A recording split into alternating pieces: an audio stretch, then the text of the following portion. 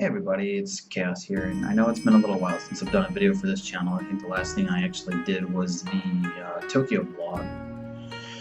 But I've got what may or may not be an interesting topic this time, in light of the typhoon that was supposed to hit me but wound up kind of bypassing and just kind of went like I got rained on and I got a bit of wind, but I didn't get a whole lot. In light of that, tonight, I say tonight, but it's only 2 in the afternoon at the time of recording. I'm going to be talking about typhoons, and if you're going to wind up being here for a while, you're going to go through them. You're going to, it's not quite as often as you might think. And from what I've been able to put together, they're not as bad as a hurricane, at least not any of the ones I've gone through. I've had like 4 typhoons at this point. None of them were ever that bad, but at the same time, I'm still going to talk about typhoons, getting ready for the typhoon, stuff you might want to do, that sort of deal. But if I'm not studying,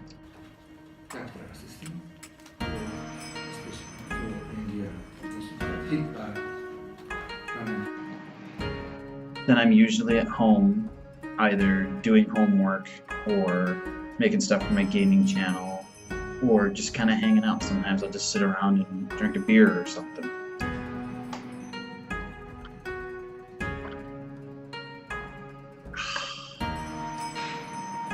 My point is, I'm usually home a lot, unless I'm at school or if I'm at work.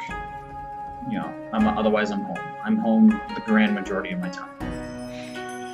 So, I mean, they say you got to be ready for anything, and the thing that I've had most often that I've noticed, is typhoons. Because there are earthquakes all the time, but they're usually so small that if I even notice them, it doesn't even feel like an earthquake. It just feels like a big truck or a train or something going by. It's usually not even that noticeable. But as far as typhoons go, now I've never had a big typhoon go through, and the only real disaster experience I have is not too long after I moved to this apartment. There was a 4.0 earthquake, which wasn't really sure what it was at first, to be honest. I thought maybe I was delusional because I did have a couple beers, so I thought maybe I was just a little dizzy or something from that. Speaking of beers, that one I just drank. Anywho, and then when I was in Florida for a little while, and there was a few tornadoes that went by, but that's really the extent of my experience. So a lot of this is more of just generalistic type things. But while I was recording earlier, I was recording a little bit of South Park: The Fractured Butthole, an RPG game that just came out based on the South Park TV show. And while I was recording earlier, I actually got an emergency alert. And because I record my audio separately from my gameplay, I was able to capture that, and then I was able to split it up. And this is about what it sounds like. Let's up that to the 45 one. What the hell? Fuck off. Alright, so to the recording, that was my phone giving an emergency alert. What the hell for?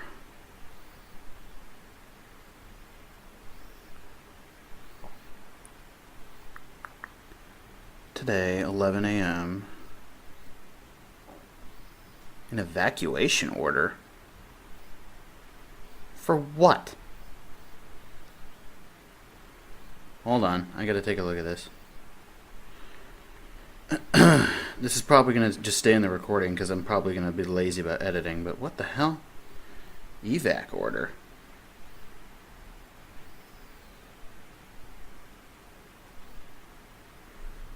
Huh. Oh, that's right, there's supposed to be a typhoon. It's probably for that. Am I in the zone? Doesn't look like it. Well, that's one way to make sure you're awake. And then after I was done recording South Park, about another 45 minutes after that audio bit happened, I took my nicer camera and I went onto my porch and I got this. So this is what the weather's looking like today. Don't know how well I'm going to be able to get heard with this thing, but very cloudy. Can normally see Oita from here. Can't because of the clouds. If you look into the marina looks fine. And you look out here, you can see that the waves are getting a little nutty and there's a lot of shit washing up. Like you can see, yeah, there you go. Why is this? Well, that's because there's a typhoon rolling in. It hasn't actually hit yet. It's supposed to take a little bit before it actually rolls in here. Oh, it's starting to get rained on a bit. Might be coming in quick. Actually, if you look at the marina, I wonder how well will it zoom?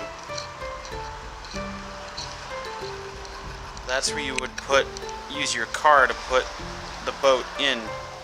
The water does not normally get up that high.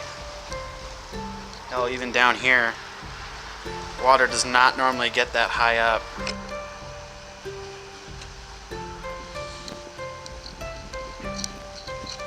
Wind's picking up, got the storm surge coming in, and I had an emergency alert on my phone earlier to indicate which areas of the city needed to get evacuated. I'm not in one of them, but this is going to be loads of fun.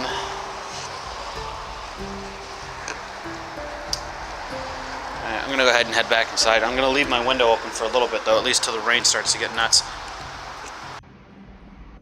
Now, the main part of the typhoon itself that actually has the storm aspect to it wound up bypassing where I live and wound up going up more into the main island instead of Kyushu where I live. However, as far as readiness goes, there are a few things that I personally do need to work on. It is recommended to have an emergency kit. I'm still in the process of getting all the pieces to mine put together. But mine is an evacuation/survival kit that I'm putting together. You can buy like emergency kits. They'll usually have, at least the ones that I've seen, have like little water purifier tablets. They'll have like duct tape. It comes in a decent bag. But it'll have very basic type stuff. Whereas the one I'm putting together is going to be, granted I only have to put it together for one person, but it's going to have, I'm going to try to have 2 or 3 like 2-liter things of water, because that should last me a good while. I'm in the process of acquiring some MREs, if you know what those are. If you don't know what those are, that stands for meal ready to eat. It's the same stuff that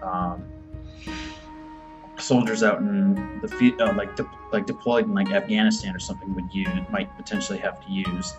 Granted, the ones I'll be getting my hands on aren't, military grade. They're more like one quick little meal type thing. But I'm about to get my hands on about a 2-week supply of those. Granted, that's eating 2 of them a day because I usually only eat twice a day. But I have bigger meals to make up for the calorie difference. An emergency radio, which I had one, but I remember that the crank ones are better, so I'm trying to find a crank radio.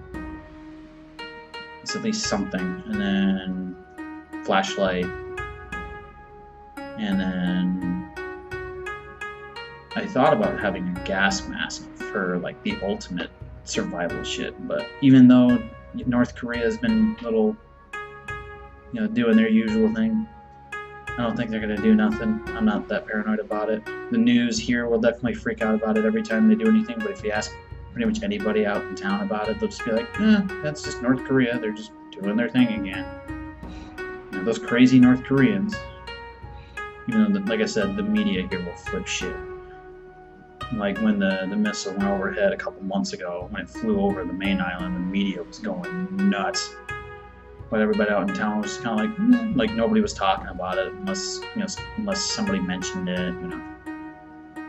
It wasn't that big of a deal. As far as readiness type stuff goes, I just went over the kit. You can usually find emergency kits at like major stores. Depends on the type of store. The ones I usually find are more in like the home goods type store, where you can get like TVs, but you can also find like little cheapy furnitures and stuff. That's usually where I've been seeing them personally. But your experience may vary depending on where in Japan you are and what kind of stores you got near you and that. The other thing, if you have a phone, it doesn't matter if it's iPhone, Android. I have iPhone because I like the OS. I can't stand the Android OS. But make sure you will want to have emergency alerts on, and you will get a sound if there's an evac order or whatever. If you're not very good at Japanese as far as the language goes, which I included, I'm really not that good. I know enough to get around, and that's effectively it. But when you do, you will have your address. Try to memorize your address, how to write it, how to say it and write it in Japanese. That way you can do what I did, and then earlier when I got the evac order, I quick skimmed it to see if the name of my area was on there, and it was not. And I didn't recognize any of the names of the evac locations that are near my area. That's another thing. If you know of an emergency evacuation location close to you, like if you know there's one close to you, memorize how to read and write that as well. So that way if you see it in the emergency alert, you can know, okay, I'm in the area, I need to get ready to go. Other than that, you want to make sure that you have all your windows shut.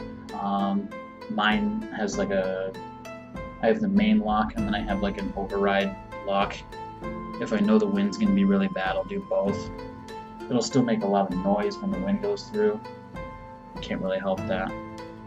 And then, if you're not in the evac area, you know what they say, batten down the hatches, and then usually doesn't last too long. At least none of the ones I've had lasted more than a couple hours. I've never lost power once during any of them. The only thing I might potentially have to worry about power and/or gas would be an earthquake, but I've only had a very small. The biggest one I've been through here is a 4.0, which is not that big. It wasn't even enough to trip the thing on my gas line to force it to shut off. I do need to get some more earthquake prep stuff though, just in case. But I'll talk about that in another video. This one's more about typhoons. If you know one's coming, stay inside, as best you can. If you absolutely have to go somewhere, then just be careful, especially if you're going to be driving, because the wind can really knock you around. But other than that, a lot of it's just common sense. If it looks dangerous, don't go out, again, unless you absolutely have to. If you're in kind of an older building, you may want to still, even if you feel confident that you can just ride it out. If you're in an older building that doesn't necessarily have a lot of reinforcement to it, I would recommend moving to a better area just in case. My building was built in like 2001. Mine's reinforced concrete, so mine's not going nowhere, which is just good for an earthquake too. That's a nice little bonus.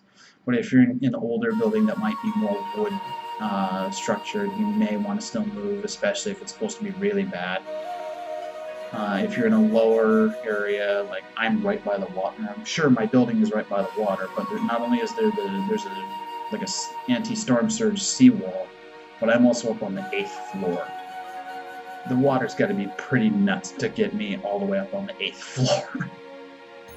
I mean, it's got to be. I think the storm wall is it's like 5 meters. So it's got to be some pretty good waves to actually affect me where I specifically live. But to kind of recap, batten down the hatches. Try to have an emergency kit just in case. Make sure you know how to read, write, and understand the name of your area, like where you live, and any evacuation sites you need to go to. Like, if I were to walk about, I don't know, 500 feet away from my building, there'll be a sign indicating where the shelter is, and a lot of those signs will have it in Japanese, English, usually Japanese and English. Sometimes it'll also have Chinese and Korean. The ones by me have Chinese and Korean on them because there's a lot of Chinese and Korean people coming in for the university that I go to. I'm actually one of the few native English speakers at the university, but English is like the de facto language everybody speaks in this area, in the university, not necessarily in this area. There are a fair number of English speakers in this area, but that's because of us. But that's another. I'm getting sidetracked. Anyway, try to have an emergency kit just in case. Know where you are, like how to, read, write, understand, Know where you are. Know where your evac center is if you have to go. The emergency alert on your phone, doesn't matter what setting you have it on, it'll blare it as loud as possible. So unless you're deaf, you're gonna hear it. Like the last typhoon I had about a month ago, I was in the shower in the other room, and I still heard that sucker go off. And then be smart. Don't go anywhere if you don't have to. And yeah, that's really the best advice I can give you. Hopefully this was, entertaining, useful, whatever. I will get better about uploading for this channel, I promise. I do have a ton of stuff I want to talk about, but between university and work and all kinds of other stuff, I'm kind of busy. So, and this is technically my secondary channel, so I am going to be a little slower with it, and I'm sorry. I will get better about it, I promise. But either way, if you enjoyed the video, let me know. Leave a like, comment, whatever. If you want to see more of this kind of stuff, feel free to hit the subscribe button, or if this isn't really your thing, you want to do more gaming type stuff, my gaming channel will be linked somewhere. I don't know if it'll be in the description or what. But either way, hopefully you did enjoy, and I'll see you guys next time.